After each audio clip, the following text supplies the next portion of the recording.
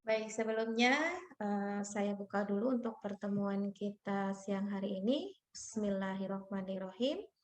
Assalamualaikum warahmatullahi wabarakatuh. Waalaikumsalam warahmatullahi Waalaikumsalam warahmatullahi wabarakatuh. Ya, selamat siang semuanya. Yang semoga pada siang hari ini semuanya, termasuk kita semua yang ada di sini, selalu diberikan kesehatan ya oleh Allah Subhanahu wa taala. Jadi apapun aktivitas kita itu kita bisa selesaikan dengan baik karena kunci kelancaran dari segala apapun yang kita jalani adalah badan yang sehat ya. Itu yang penting. Jadi yang wajib kita syukuri adalah nikmat sehat dan kita harus senantiasa menjaga agar badan kita tetap fit ya di tengah kesibukan yang mungkin dijalani oleh kita masing-masing. Oke, pada kesempatan hari ini saya akan menyampaikan berkenaan dengan materi praktikum kita yang tidak kita laksanakan di lab ya, artinya dengan adanya pemaparan melalui virtual seperti ini, itu bisa memberikan gambaran ya berkenaan dengan judul praktikum kita hari ini. Jadi judul praktikum kita hari ini adalah uji aktivitas antimikroba dengan metode difusi peperdis ya. Jadi sebagai pengantarnya terlebih dahulu ya bahwasanya eh, upaya untuk pengembangan bahan obat herbal ya yang senantiasa kita selalu galakkan ya terutama di cendekia karena kedepannya harapannya ya kita bisa mengembangkan apa yang ada di lingkungan kita terutama yang bersumber dari bahan alam itu menjadi sesuatu yang bermanfaat ya. Sesuatu yang bermanfaat itu ada dasarnya. Tentu kita tidak hanya bisa mengatakan suatu tanaman itu memberikan aktivitas ya yang bisa memberikan efek obat ya tanpa adanya pendalaman melalui penelitian ya. Jadi harapannya dengan kita sudah studi literasi seperti ini kemudian dengan kita belajar dari beberapa referensi yang berkenaan dengan jurnal-jurnal penelitian yang mungkin sudah dilakukan, itu akan menjadi dasar kuat kita untuk mengembangkan suatu tanaman ya atau suatu makhluk hidup yang itu bisa mencakup tanaman dan hewan itu bisa kita manfaatkan ya. Tentunya yang dimanfaatkan di sini bukan sesuatu yang sifatnya utuh ya. Kita ingin mengambil sesuatu yang bermanfaat dari tanaman itu yang kita kenal dengan istilah metabolit sekunder. Nah, ini nanti akan kalian peroleh materi tentang metabolit sekunder atau metabolit primer itu di mata kuliah fitokimia dan farmakonoksi ya. Itu nanti ada di semester selanjutnya. Jadi ini sebagai pengantar ya bahwasannya ketika kita ingin mengetahui suatu bahan yang itu berasal dari alam, apakah betul-betul memiliki aktivitas? Karena kalau berbicara masalah aktivitas ini sifatnya luas ya. Aktivitas yang memang dapat kita manfaatkan, misalkan aktivitas antimikroba ya. Aktivitas antimikroba ini tidak hanya sebatas bakteri ya, tetapi juga ada antifungi, kemudian ada antiparasit, itu pun juga antimikroba. Nah, dalam hal ini spesifik ya untuk praktikum kita hari ini itu yang secara teori maupun prakteknya itu yang akan disampaikan adalah yang dari bakteri ya. Jadi aktivitas antibakteri. Nah, dengan kita sudah mengetahui bagaimana sih cara pengujian aktivitas antibakteri begitu ya. Jadi harapannya kita ada gambaran. Oh, berarti ketika kita akan menggunakan suatu bahan herbal ya, sebelum kita mengatakan kalau suatu bahan itu memang memiliki sifat atau memiliki efek antimikroba begitu ya, kalau belum ada bukti yang otentik ya. Bukti yang menunjukkan kalau memang betul-betul bahan yang kita akan gunakan sebagai sediaan tersebut itu memiliki aktivitas antimikroba. Nah, antimikroba itu kan berasal dari kata anti dan mikroba ya. Anti itu berarti yang melawan. Mikroba ya tergantung apakah dia bakteri, apakah dia fungi yang memiliki sifat sebagai makhluk mikroorganisme ya yang sudah saya sampaikan di teori ya di mata kuliah mikro yang khususnya dengan morfologi mikroba. Nah, dalam hal ini ada beberapa langkah-langkah yang perlu dipahami ya, karena pada prinsipnya ini sangat penting ya, sangat penting bagaimana kita bisa mengembangkan bahan alam yang ada di lingkungan kita yang diduga memiliki aktivitas antimikroba. Mungkin selama ini secara empiris sudah banyak masyarakat kita yang menggunakan suatu bahan yang ada di alam itu sebagai penyembuh luka ya, atau bisa dikatakan sebagai antiseptik ya yang memang untuk mensterilkan. Tetapi dalam hal ini perlu kita lakukan penelitian lebih lanjut ya untuk mengetahui seberapa besar sih aktivitas antimikroba yang dimiliki oleh bahan tersebut. Nah, itu ya sebagai pengantarnya agar kalian secara skema atau secara kerangka berpikirnya itu alurnya jelas ya. Pentingnya apa sih kita belajar mengenai bagaimana cara untuk mengetahui aktivitas antimikroba, yaitu tadi kita tidak akan bisa mengatakan suatu bahan itu memiliki efek antimikroba atau bisa kita gunakan untuk sediaan bahan misalkan pembuatan lotion antimikroba atau bahkan yang bisa menandingi antibiotik begitu ya kalau tidak ada penelitian-penelitian atau pendekatan-pendekatan untuk mengetahui kemampuan dari suatu bahan menghambat pertumbuhan dari mikroba. Prinsipnya seperti itu. Oke, kemudian untuk pengantar yang kedua ya. Jadi dalam praktikum ini ada tujuan yang harus kalian capai ya.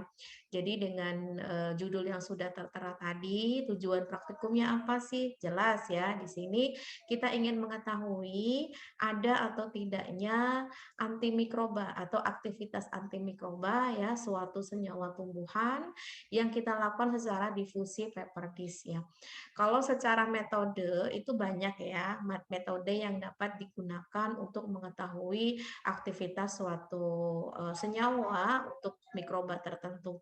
Tapi dalam hal ini yang saya sampaikan adalah yang difusi peperdis ya. Jadi nanti kita akan menggunakan paper yang memang khusus untuk pengujian aktivitas antimikroba.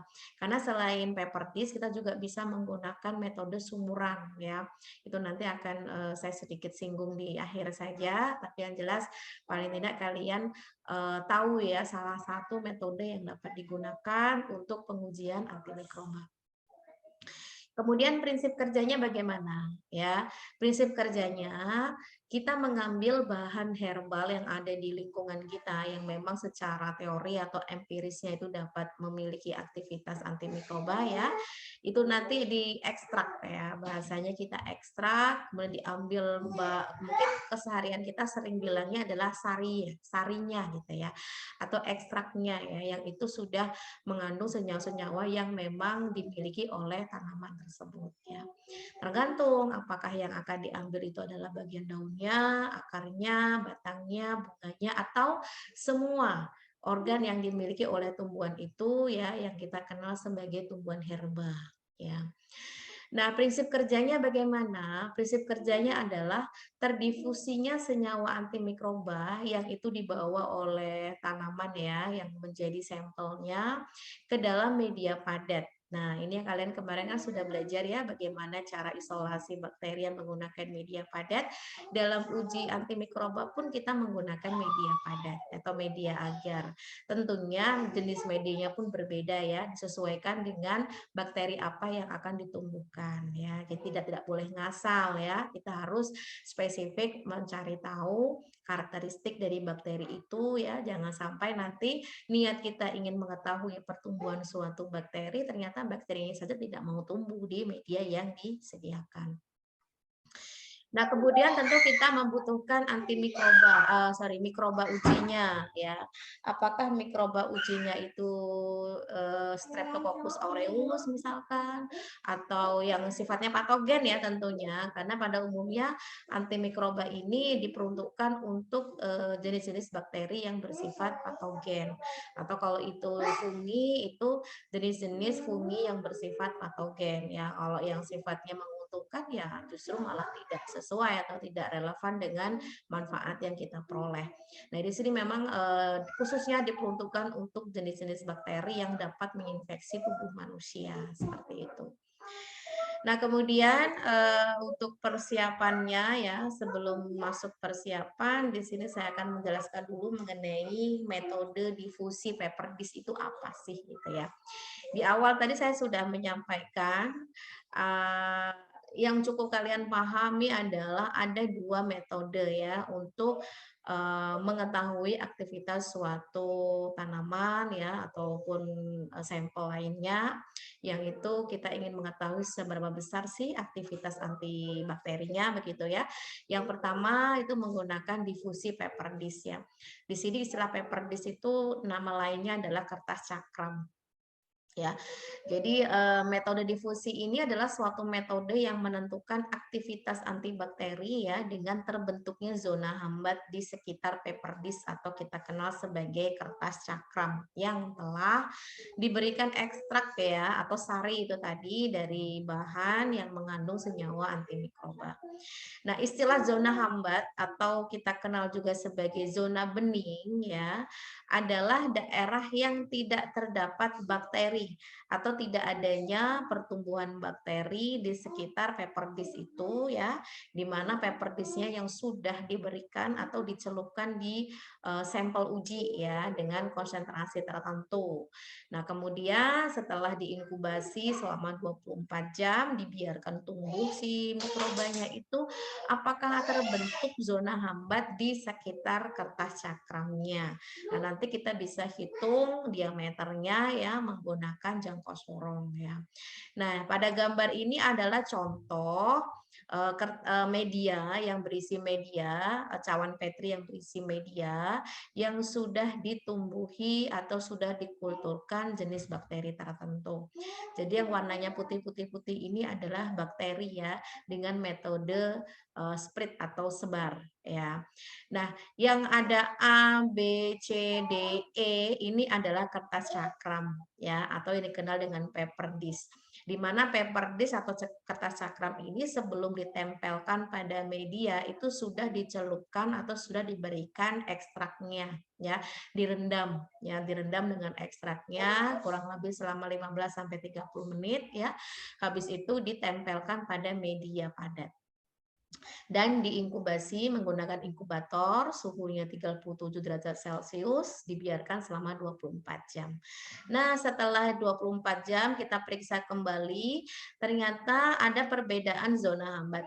Nah, yang berwarna bening ini adalah zona bening atau zona hambat. Kenapa dia berwarna bening? Kenapa dia berbeda dengan area yang lain ya? Karena yang bening ini tidak ada bakteri yang tumbuh atau tidak ada pertumbuhan bakteri. Artinya apa? Cakram atau kertas cakram yang sudah dicelupkan oleh ekstrak tadi itu berarti memiliki aktivitas antibakteri, mampu melawan pertumbuhan bakteri, mampu melumpuhkan pertumbuhan bakteri. Oleh karena itu, di area dekat si ekstrak ini atau di kertas cakram ini berarti tidak ada pertumbuhan mikroba. Di sini ada yang ukurannya kecil, ya, ada yang ukurannya sedang, ada ukurannya lebar. Nah, kita nggak bisa pakai istilah kira-kira, oh ini kira-kira berapa, nggak bisa. Kita harus mengukurnya dengan menggunakan alat ya, yaitu jangka sorong untuk mengetahui diameternya atau zona hambat yang terbentuk ya dari ujung ke ujung. Nanti hasil dari ujung ke ujung ini dikurangi diameter dari kertas cakram. Jadi semisal mengukur diameter dari ujung ke ujung seperti ini misalkan 16 mm misal ya. Nah, di sini kertas cakramnya ukurannya adalah 6 mm.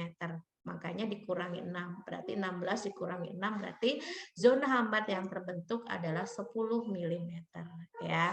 Nah, itu nanti akan ada pengelompokan apakah suatu senyawa atau sampel itu dapat dikatakan memiliki aktivitas antibakteri rendah ya atau lemah atau sedang atau tinggi. Itu nanti akan ada penggolongannya. Itu. Nah, kemudian hal prinsip yang perlu kita pahami adalah semakin luas ya. Semakin luas zona hambat yang terbentuk, berarti semakin bagus ya efek dari bahan atau ekstrak yang diberikan. Tetapi kalau semakin kecil atau malah nggak ada zona hambat yang terbentuk, ya berarti nggak ampuh ya, berarti tidak bisa memberikan pengaruh untuk si bakteri tersebut. Ya, kalau antibiotik itu untuk mengetahui bagaimana nantinya dia akan diberikan kepada pasien begitu ya, itu kan harus diuji resistensinya ya atau ketahanannya. Jadi kalau bakteri Streptococcus aureus dengan pengujian beberapa jenis antibiotik itu pasti akan berbeda responnya. Ada yang responnya bagus, ada yang enggak ya. Jadi istilahnya itu semua tergantung dari kekuatan antibiotik tersebut dan kemampuan si bakteri itu untuk melawan senyawa antibiotik yang diberikan. Ya tentu dalam hal ini kita belum bisa menyamai ya yang berasal dari bahan alam yang itu sama kemampuannya seperti antibiotik ya.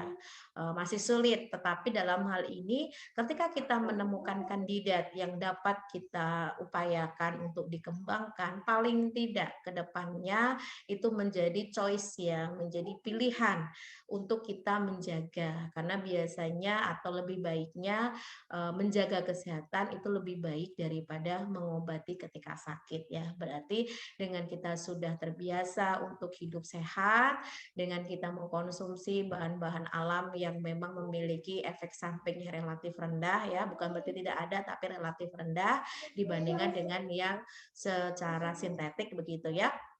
Nah, itu paling tidak itu bisa melindungi tubuh kita ketika kita terinfeksi oleh bakteri. Karena pada dasarnya tubuh kita ini kan memiliki batas kemampuan. Tapi bukan berarti tubuh kita ketika terinfeksi langsung sakit, tidak ya. Saat ini kita sehat, itu belum tentu dalam tubuh kita tidak ada infeksi. Ya, karena sulit untuk menjadi betul-betul tubuh kita bebas infeksi itu sulit ya. Dengan kita kontak dengan lingkungan, dengan udara, bahkan sekarang berdekatan dengan teman atau memegang bahan atau alat yang mungkin itu sudah dipegang oleh orang lain. Nah, itu kan bisa menjadi kontak langsung ya untuk si mikroba masuk dalam tubuh kita. Tetapi kenapa kita masih dalam kondisi yang sehat?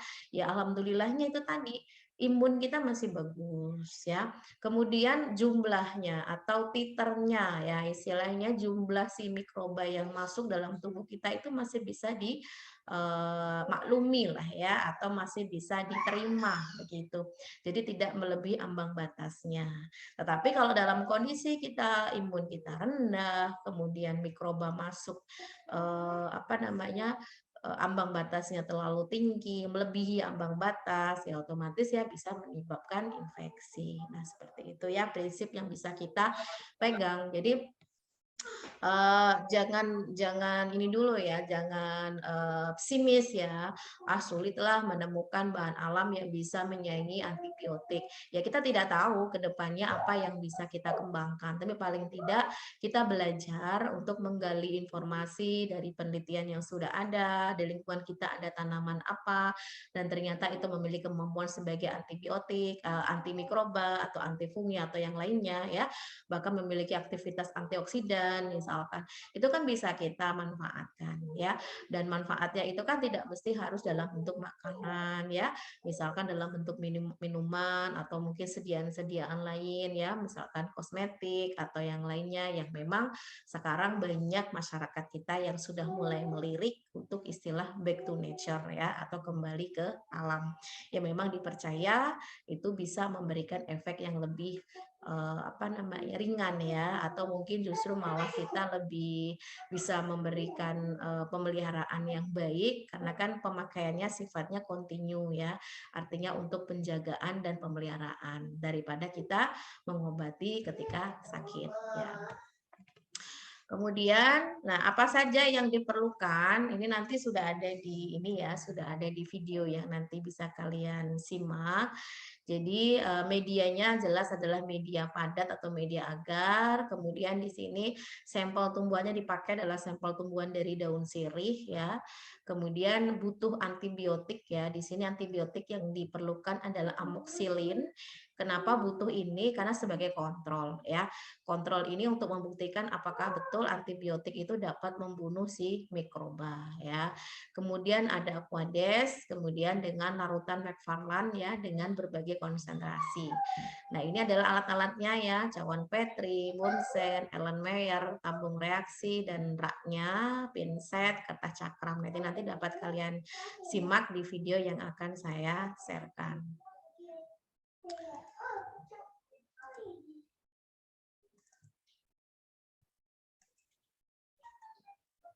Oke, nah sekarang kita akan menyimak bersama ya video untuk alat bahannya apa saja.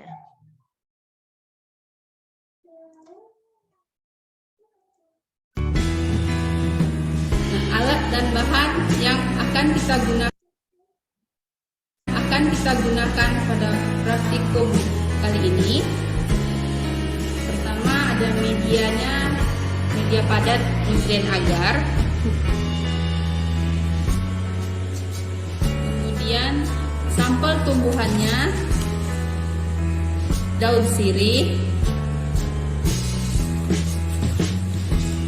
antibiotik sebagai kontrol, amoxicillin,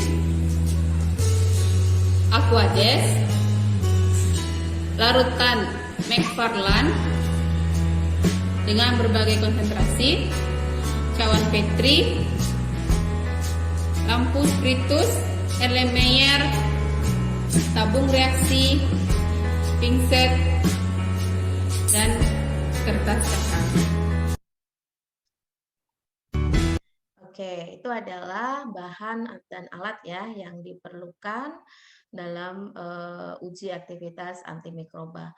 Nah, kemudian yang perlu disiapkan lagi adalah media. Nah, ini sudah saya sampaikan ya untuk media ini bagaimana cara menghitungnya. Karena kita menggunakan media Na tentu ada rumus yang sifatnya konstanta ya dari pabriknya. Jadi tetap kita menggunakan rumus V1 per W1 sama dengan V2 per W2 ya. Jadi untuk mengetahui berapa sih jumlah media yang akan kita timbang dan akan kita larutkan dalam Aquades. Tergantung berapa yang akan kita buat. Di sini misalkan kita akan membuat 100 ml ya. Maka berapa jumlah natrium agarnya yang kita timbang kan begitu ya. Kita masukkan rumusnya, kemudian diperoleh berapa Na yang ditimbang adalah 2 gram ya. Jadi dalam perhitungannya di sini sebagai pembandingnya, karena kalau untuk Na ini dia pernya adalah per 1000 ya. Jadi yang sudah saya sampaikan di materi pembuatan media agar. Jadi diperoleh untuk media Na yang akan digunakan atau yang ditimbang untuk membuat 100 ml larutan media itu adalah 2 gram ya. Nah, kemudian ada yang selanjutnya itu adalah bagaimana kita menghitung McFarland ya. Tapi sebetulnya di sini McFarland itu ada yang sudah jadi ya. Jadi tinggal kita beli aja begitu yang memang untuk pengujian bakteri tertentu. Tapi ada juga yang kita buat sendiri ya. Nah, di sini yang saya sampaikan adalah yang buat sendiri. Kalau beli gampang, tinggal pesan, yang penting ada biayanya, selesai ya. Tapi dalam hal ini saya pengen kalian tahu ya, artinya bagaimana sih cara perhitungan McFarland-nya. Kenapa sih kita menggunakan standar McFarland gitu ya? Kenapa dan harus gitu ya? Dan kenapa namanya McFarland? Tentu biasanya kalau untuk penamaan itu tergantung dari siapa yang menemukan ya, siapa yang membuat seperti itu. Nah, standar McFarland ini ya dapat digunakan untuk mengetahui konsentrasi sel dalam suatu suspensi secara visual. Nah, tentu kita tidak bisa menyamakan antara satu bakteri dengan bakteri yang lain. Kenapa mikroba yang akan kita ujikan, apakah dia bisa dilawan oleh senyawa dari tanaman, dibuat sama begitu ya. Karena tentunya ini pengaruhnya adalah dengan kemampuan si koloni bakteri itu. Karena tentunya kalau misalkan kita tidak buat bisa sama ya, itu nanti akan memberikan efek yang berbeda-beda dari satu dengan yang lainnya ya. Nah, kemudian biasanya ya untuk mengetahui hitungan McFarland ini itu kita standarnya menggunakan bakteri gram negatif ya, yaitu E. coli begitu. Nah, bahan-bahannya apa saja yang diperlukan? Di sini yang diperlukan adalah 1% BaCl2 ya, Aquades, 1% H2SO4, larutan PBS ya, media kultur cair, isolat bakteri yang diinginkan. Jadi nanti selain kita menyiapkan larutan McFarland, kita juga menyiapkan bakteri yang nantinya akan kita kulturkan di media padat yang sudah disediakan ya. Nah, kemudian ini ada dua bagian ya. Yang atas adalah pembuatan standar McFarland ya. Jadi pembuatan standar McFarland ini kalau yang secara manual memang lebih ribet ya daripada yang kita langsung beli yang kita inginkan. Tapi di sini untuk upaya pembelajaran tidak apa-apa saya sampaikan yang sifatnya manual ya. Jadi caranya adalah terlebih dahulu siapkan 11 tabung reaksi ya pada raknya. Kemudian dilabeli ya sesuai dengan skala McFarland. Nah, untuk skalanya dapat dilihat di sini ya. Jadi 11 itu ya dilabeli 0,5, 1, 2 sampai 10. Jadi totalnya ada 11 tabung reaksi. Kemudian setiap tabung tadi ya, itu diisi dengan menggunakan larutan 1% BaCl2 dan 1% H2SO4 ya. Sesuai dengan standar McFarland pada tabel kedua ya. Jadi untuk label yang 0,5 itu diberikan 0,05 mil BaCl dalam 9,95 mil H2SO4 ya. Yang satu ya label 1 itu 0,1 mil BaCl dalam 9,9 mil H2SO4 sampai ke label 10 ya. Tentu di sini ada perbedaan dari jumlah H2SO4-nya dan jumlah BaCl2-nya. Ya. Kemudian kita kembali ke ini ya.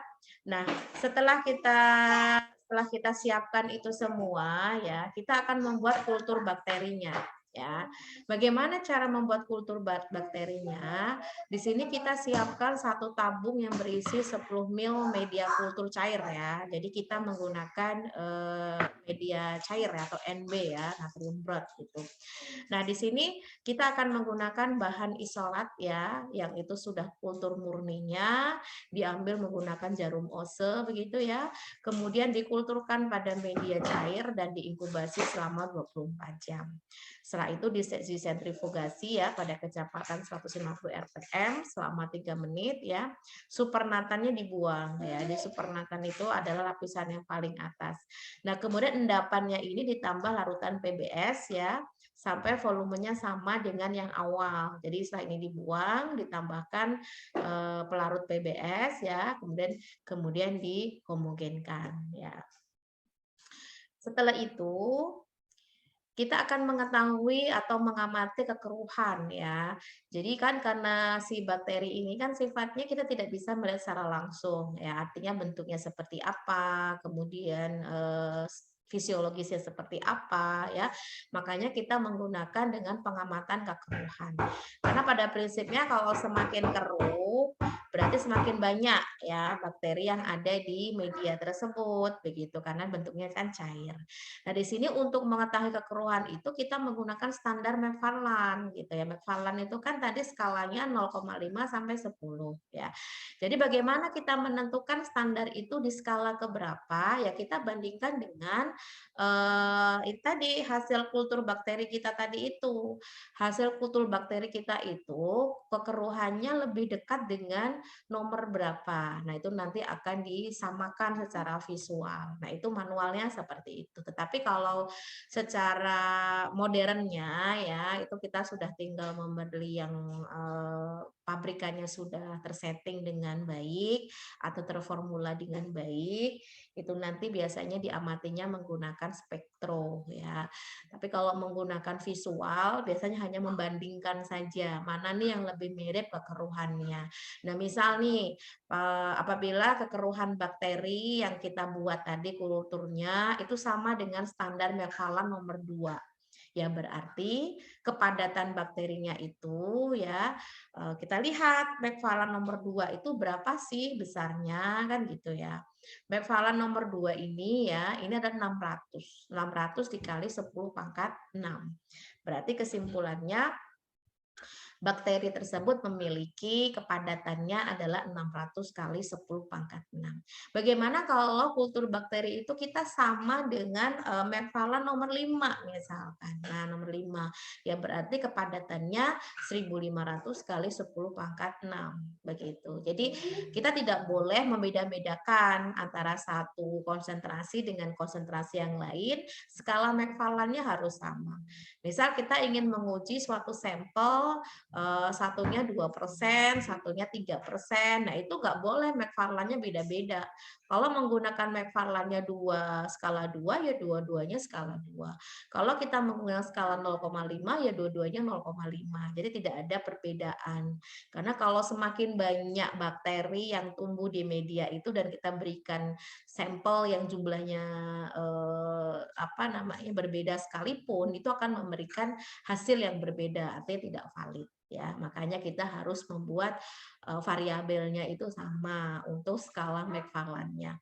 Kalau variabel yang boleh berbeda itu adalah konsentrasi dari ekstraknya. Kita ingin mengetahui kemampuannya berapa persen sih yang memiliki daya hambat yang paling besar. Atau kalau itu baru uji awal, berapa persen sih yang bisa memberikan aktivitas antibakteri, misalkan seperti itu. Oke, kemudian saya lanjut. Nah, sekarang kita masuk ke prosedur kerjanya. Silakan disimak baik-baik. Di prosedur kerja ini sekalian ditampilkan bagaimana cara pembuatan medianya. Tidak apa-apa walaupun kalian sudah pernah menyimak sebelumnya karena pada prinsipnya sama. Kemudian sekaligus nanti bagaimana cara memperlakukan untuk uji antibakterinya menggunakan paper dish ya. Silakan diisi. Langkah pertama, kita membuat infusa dari daun sirih. Daun sirih timbang sebanyak 100 gram. Kemudian ditambahkan air sebanyak 100 ml. Dididihkan pada suhu 90 derajat Celcius selama 15 menit. Langkah yang pertama, kita membuat medium Na ya, jadi Na sudah ditimbang tadi. Masukkan ke dalam ember.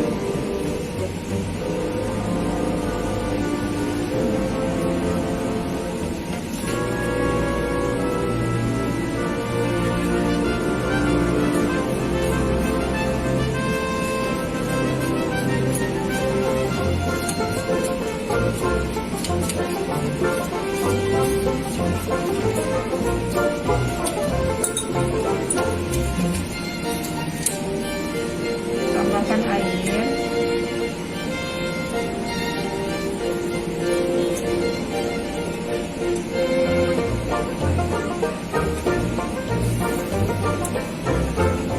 Kita panaskan sampai mendidih, sampai semua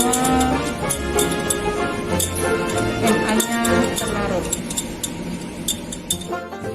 Nah, ini adalah suspensi dari bakteri dan kita ukur kekeruhannya menggunakan Macfarlane.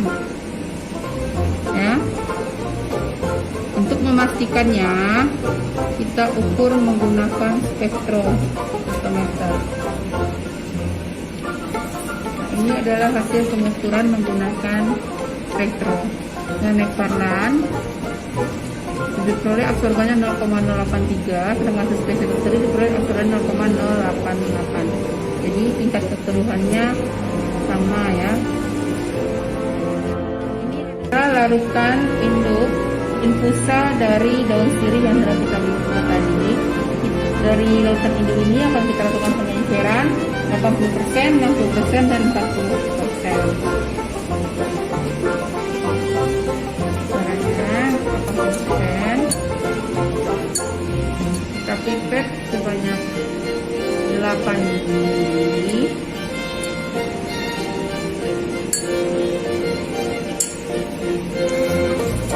Masukkan ke dalam tabung reaksi.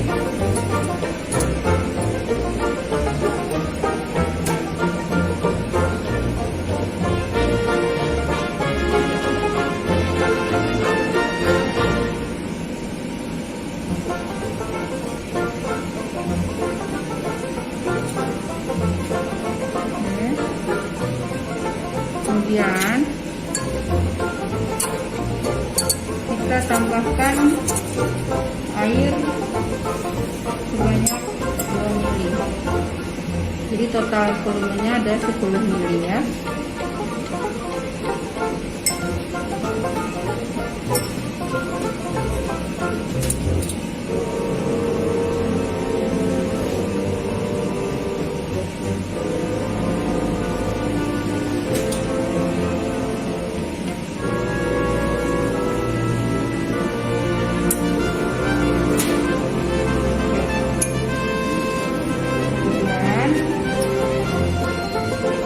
Yang 60% dipipet 6 mili dari larutan induk ke dalam tabung reaksi, tambahkan aquades sebanyak 4 mili lagi supaya menjadi 10 mili.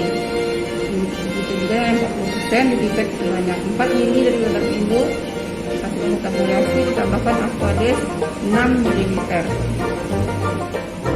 Ini hanya sudah larut semua ya, sudah mendidih. Nah, ini kita akan masukkan ke dalam masing-masing cawan Petri yang telah kita sterilkan sebelumnya. Nanti dibiarkan dulu agarnya memadat, baru kita masukkan suspensi bakteri ke dalamnya. Ya, ini kita masukkan satu ya.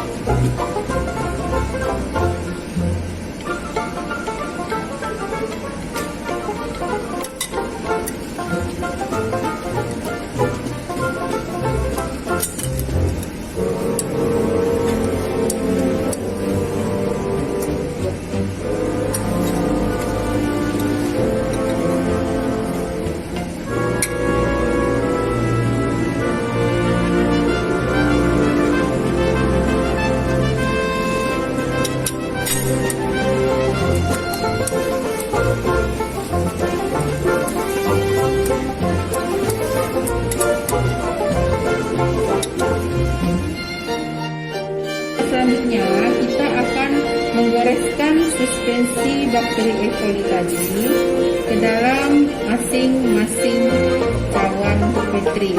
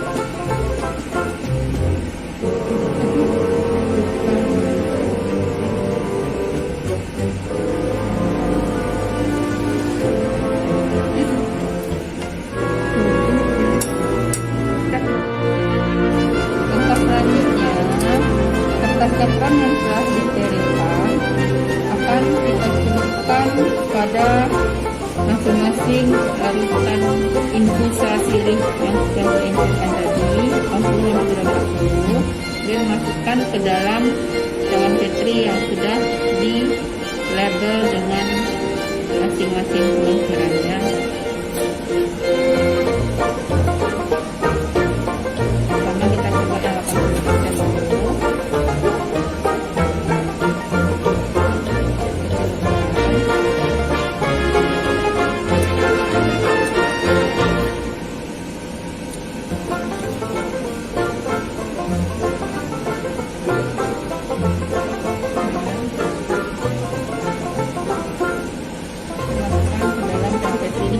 80% ya.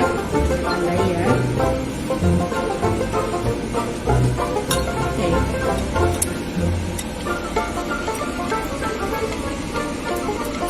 Selanjutnya yang 60%.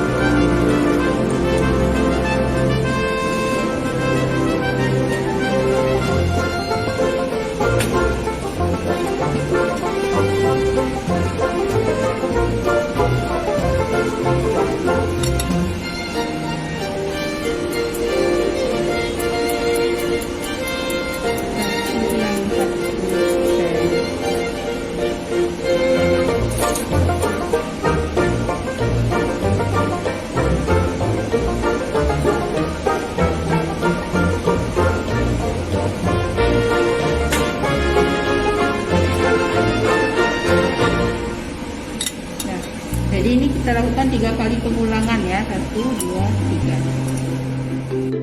Nah, untuk kontrol positifnya, kertas cakram kita celupkan ke dalam suspensi antibiotik yang sudah kita siapkan.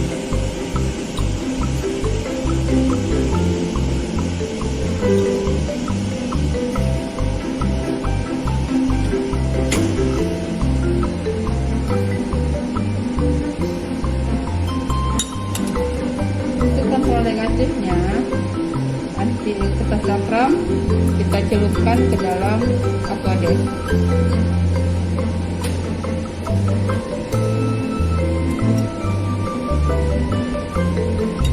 Oke, selesai. Nah, semua cawan petri ini akan kita inkubasi dalam inkubator selama 24 jam dan kita amati zona bening yang terbentuk di sekitar kertas cakram. Nanti akan diukur menggunakan jangka sore.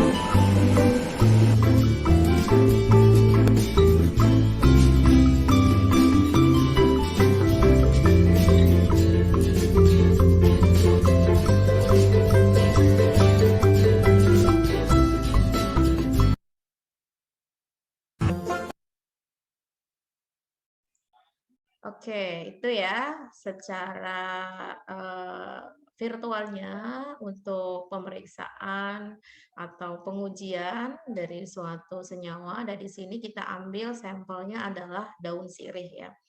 Di mana daun sirih itu metode ekstraksinya itu menggunakan metode infusa. Metode ekstraksi tentu banyak ya jenisnya, itu nanti akan lebih lanjut di mata kuliah fitokimia. Jadi ada metode cara panas, ada cara dingin ya. Kalau cara panas itu yang dipanaskan, nah infusa ini salah satunya dengan cara pemanasan. Tapi bedanya infusa ini tidak dididihkan selama seperti kita mendidihkan air ya, sampai 100 derajat Celcius. Tapi kalau infusa itu cukup 90 derajat Celcius, itu pun hanya selama 15 menit saja. Metode lainnya misalkan seperti sohletasi, seperti reflux, kemudian kalau yang sifatnya dingin, itu biasanya yang paling sering digunakan itu adalah maserasi. Nah, mengulas ya dari video tadi ya, bahwasanya sampel daun sirih yang sudah disiapkan itu dilakukan infusa ya, di mana infusanya itu menggunakan suhu 90 derajat Celcius selama 15 menit ya. Jadi seberat 100 gram dari daun sirih ya, itu direbus ya dengan 100 ml air gitu. Kemudian membuat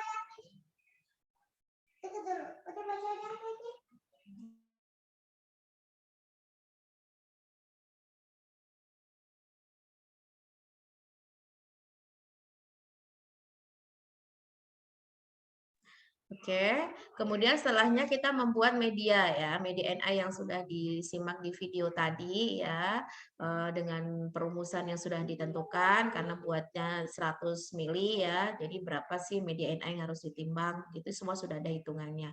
Begitu pula dengan kalau kita butuh 200 mili itu berapa sih yang diperlukan. Nah, untuk mengetahui berapa kebutuhan media atau jumlah media yang akan dituangkan pada cawan Petri itu biasanya kita lihat dulu ukuran dari cawan Petrinya, apakah dia kecil atau besar ya. Tapi paling tidak ukuran media yang dituangkan pada cawan Petri itu 20 mili sampai 30 mili itu sudah cukup ya. Tapi kalau pengen tebal ya 50 mili ya, dihitung saja ada berapa cawan Petri yang ada dan berapa akhirnya kita bisa menyimpulkan kebutuhan dari media agarnya yang diperlukan.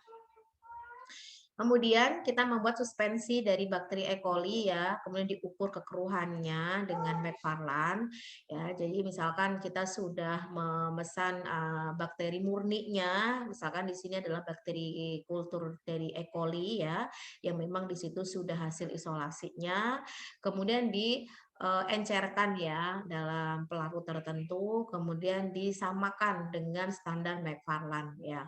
Kalau Macfarlane-nya itu sudah jadi, ya berarti kita bagaimana caranya mendapatkan kekeruhan yang sama dengan Macfarlane yang sudah jadi itu tadi, untuk mengetahui kesamaan standar kepadatan dari bakteri yang akan ditumbuhkan. Lalu kemudian menyiapkan larutan induk infusa. Nah, ini yang nantinya akan kita variasikan konsentrasinya ya. Karena di sini tadi sudah tinggal nyaring aja ya dari infusanya, diambil filtratnya ya. Kemudian setelah itu dibuat pengenceran. Nah, di sini pengenceran itu tergantung kita mau berapa konsentrasinya. Nah, pada video tadi konsentrasinya itu yang digunakan adalah 80%, 60%, 40%. Bagaimana cara menghitung 80%? Berarti 8 mil sampel yang dari induk infusa ini tadi ya, yang hasil saringannya diambil 8 mil lalu ditambahkan 2 mil Aquades ya. Jadi totalnya adalah 100 mil ya, itu 80%. Kalau 60% ya berarti 6 mil ya, ditambahkan 2 mil Aquades ya. Kemudian yang 40% yang berarti 4 mil ditambahkan 2 mil. Jadi per tambung itu totalnya adalah 10 mil ya, tergantung berapa konsentrasinya. Kalau mau konsentrasi 20 ya berarti 2 mil sampelnya, 8 mil Aquadesnya dan seterusnya. Lalu karena di sini di video tadi itu menggunakan metode gores ya atau metode Streck ya berarti menggunakan jarum Ose ya. Tetapi kalau menggunakan metode sebar berarti menggunakan Drygalski. Mana yang kita pilih ya terserah aja, mau pakai gores boleh, mau pakai metode sebar juga boleh ya. Pada intinya kan kita ingin menumbuhkan bakteri di dalam media tersebut ya. Nah, setelah itu kertas cakram atau paper dish yang sebelumnya sudah direndam atau dicelupkan dengan masing-masing konsentrasi ini tadi ya, itu diambil menggunakan pinset ya, kemudian diletakkan di media yang sudah diberikan tanda di bagian luarnya atau tutupnya ya. Jadi jangan ketukar, kalau yang paper dish yang direndam di 80% yang berarti ditempelkan di tanda yang 80 ya. Kalau yang 60% berarti di tanda yang 60, 40% di tanda yang 40 ya. Tidak boleh tertukar. Nah, selain perlakuan ya yang sudah dilakukan replikasi sebanyak 3 kali, berarti ada 3 cawan ya. Nah, itu juga diperlukan kontrol negatif dan kontrol positif ya. Jadi maksudnya apa?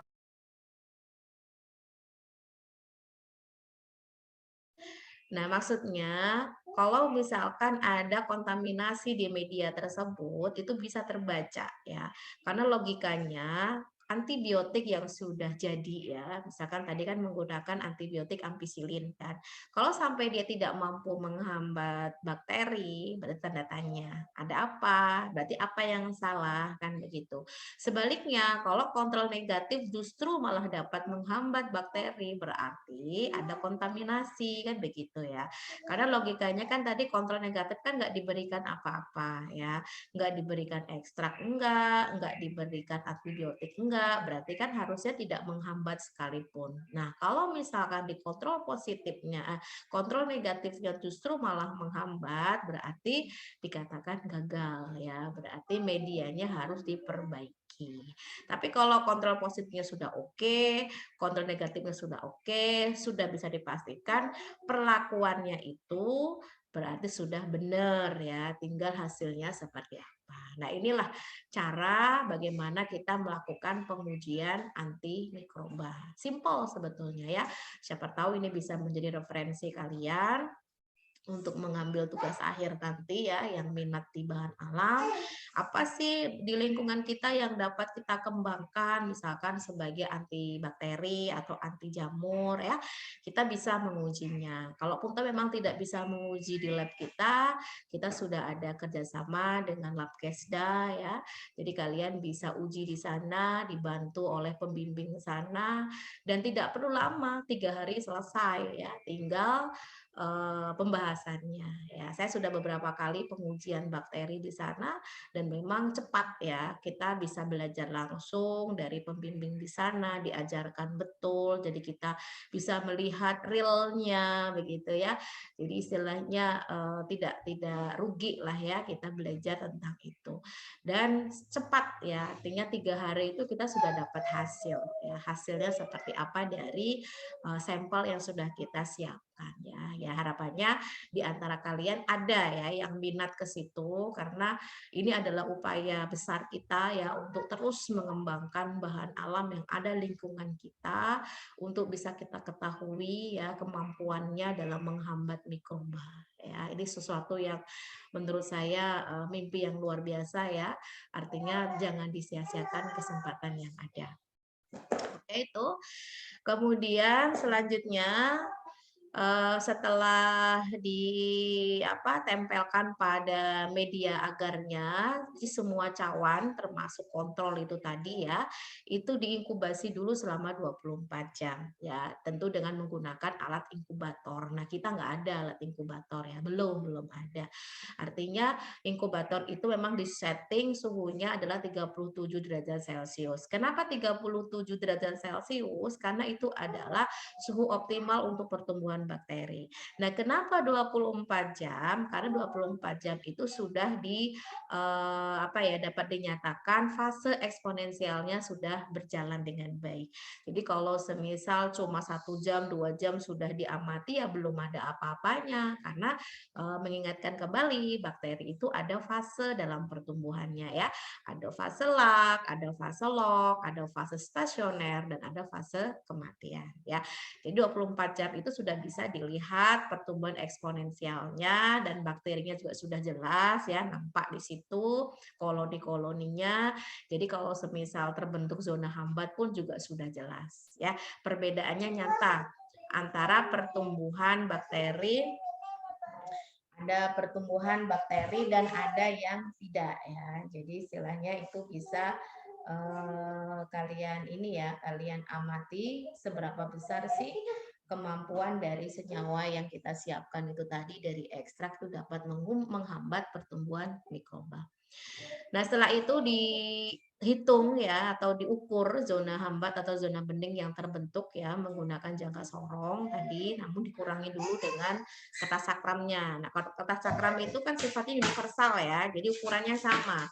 Besar ukurannya adalah 6 mili ya. Jadi seberapapun ukuran zona hambat yang terbentuk ya itu dikurangi 6 ya. Lalu setelah itu dicatat ya dan diamati ya, kemudian dikelompokkan dari zona hambat yang terbentuk itu, apakah dia termasuk lemah ya kemampuannya, apakah termasuk sedang atau termasuk besar. Ya. Nah, ini nanti akan kita lihat di slide selanjutnya. Oke, ini adalah hasil pengamatan dari video yang sudah dilihat tadi ya. Hasilnya seperti ini. Nah, ini pelan-pelan catatannya. Klasifikasi respon hambatan pertumbuhan bakteri menurut Davis et Stott tahun 1991. Jika diameter zona hambatnya lebih dari 20 mm, maka responnya sangat kuat. Jika 10 sampai 20 mm responnya kuat, jika 5 sampai 10 mm responnya sedang, kecil dari 5 mm responnya lemah.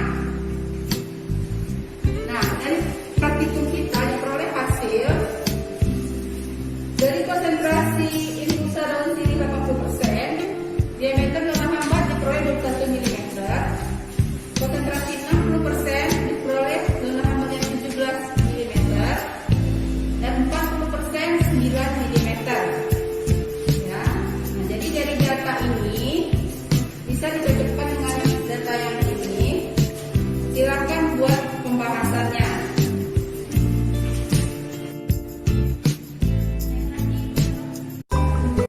Oke. Jadi saya buat tabel seperti ini ya, yang tadi saya katakan penggolongannya itu tadi atau klasifikasinya dari respon hambatan pertumbuhan bakteri atau zona hambat yang terbentuk, itu kita masih mengacu menurut Davis and Stott ya, 1971 ya, sebagai pencetus pertamanya untuk menghitung zona hambat yang terbentuk. Jadi kalau semisal terbentuk zona hambat dia kurang dari 5 mm, itu berarti terhitung lemah. Kalau dia di antara 5 sampai 10 mm terhitung sedang. Kalau dia 10 sampai 20 mm itu kuat, kalau lebih dari 20 mm itu sangat kuat ya.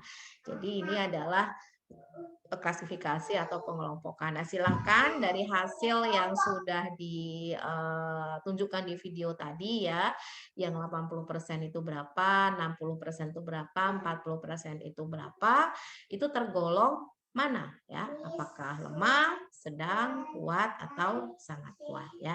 Silakan Anda buat tabelnya seperti ini sebagai hasil pengamatan. Nah, itu ya. Jadi hasil pengamatan itu nantinya bisa kalian bahas di laporannya ya. Jadi di laporan itu untuk pembahasan khususnya itu harus mencakup beberapa hal yang perlu kalian perhatikan ya. Yang pertama silakan uraikan tujuan praktikumnya apa, kemudian persiapannya apa saja ya sebelum dilakukan praktikum. Misalkan penyiapan bahan, alat, apa saja, perlu tidak disterilisasi dan lain-lain ya. Kemudian setelah itu silakan dibahas tentang khususnya adalah uji antimikroba metode difusi peperdis yang ada di penjelasan video tadi ya. Yang pertama jelaskan dulu pengertian antimikroba itu apa, kemudian tujuannya apa. Nah, jelaskan pula tanaman yang digunakan di video tadi itu apa ya. Silakan cari referensi yang berkenaan dengan deskripsinya secara singkat dari tanaman itu ya, biasanya karakteristik morfologinya seperti apa, termasuk dalam famili apa, dalam taksonominya dan lain-lain ya. Kemudian silakan searching juga untuk referensi penelitian yang sudah dilakukan ya untuk pencarian senyawanya ya. Jadi daun sirih ya, daun sirih tadi itu mengandung senyawa aktif apa saja sih? Misalkan flavonoid atau tanin atau alkaloid atau yang lain-lain ya, yang itu masuk ke dalam metabolit sekunder yang berpotensi sebagai antimikroba. Nah, silakan, ini banyak sekali di jurnal-jurnal penelitian yang sudah dilakukan ya. Nah, kemudian jelaskan pula prinsip pengujian antimikroba secara difusi ya menggunakan peperdis. Kemudian jelaskan prosedur secara rinci ya yang dari video tadi itu. Kemudian alasannya dari setiap tahap yang diberikan. Ya, misal kenapa harus ada kontrol positif, kenapa harus ada kontrol negatif, itu harus diuraikan. Nah, kemudian jelaskan pula cara pembuatan larutan Mecfalan ya, dan apa sih manfaatnya Mecfalan dalam praktikum ini atau dalam pemeriksaan antimikroba. Nah, kemudian bagaimana teknisnya pengukuran zona hambat yang terbentuk ya, dan berikan penjelasan terkait hasil pengamatannya ya. Yang ini dikaitkan dengan kemampuan tanaman daun sirih itu tadi yang dapat digunakan sebagai bahan antimikroba. Apakah dia termasuk lemah, sedang, ya, kuat atau sangat kuat, ya. Kemudian mengapa senyawa antimikroba dapat menghambat pertumbuhan bakteri? Jadi silahkan juga Anda jelaskan ini ya, karena kaitannya ini biar kalian tahu ya kenapa sih kok semakin luas ya zona hambat yang terbentuk itu berarti kemampuannya untuk membunuh bakterinya semakin besar. Nah, kok bisa senyawa itu tadi dapat membunuh bakteri atau menghambat pertumbuhan bakteri? Oke, itu nanti filenya akan saya berikan ya di Google Classroom ya, formatnya dan cara penulisannya masih sama dengan sebelumnya ya. Jadi silahkan ditulis di kertas folio bergaris ya. Dan laporan dapat dikumpulkan maksimal ya 2 pekan dari praktikum ini ya. Jadi kalau misalkan di sini dimulai tanggal 9 ya, berarti harus tanggal 23 November itu harus sudah dikumpulkan seperti biasa ya.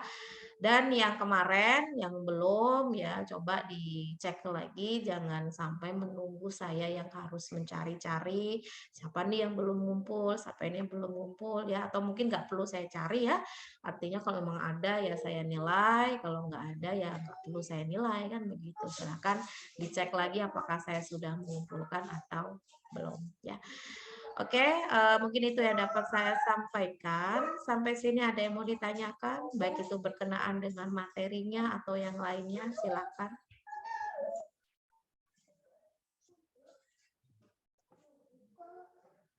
Kalau tidak ada, saya rasa cukup karena waktunya sudah selesai ya. Harapannya kalian dapat menyimak dengan baik apa yang sudah saya sampaikan tadi. Karena kita tidak bisa praktikum langsung di lab untuk judul ini, ya berarti kalian harus menggali lebih lanjut ya. Karena bukan berarti apa yang tidak kita praktikumkan di lab itu tidak dikeluarkan dalam ujian praktikum. Tetap ada materinya dan tetap ada harus mengerjakan kalau itu dimasukkan ke dalam ujian soal ujian praktikumnya. Oke, kalau tidak ada mungkin saya cukupkan untuk pertemuan kita hari ini.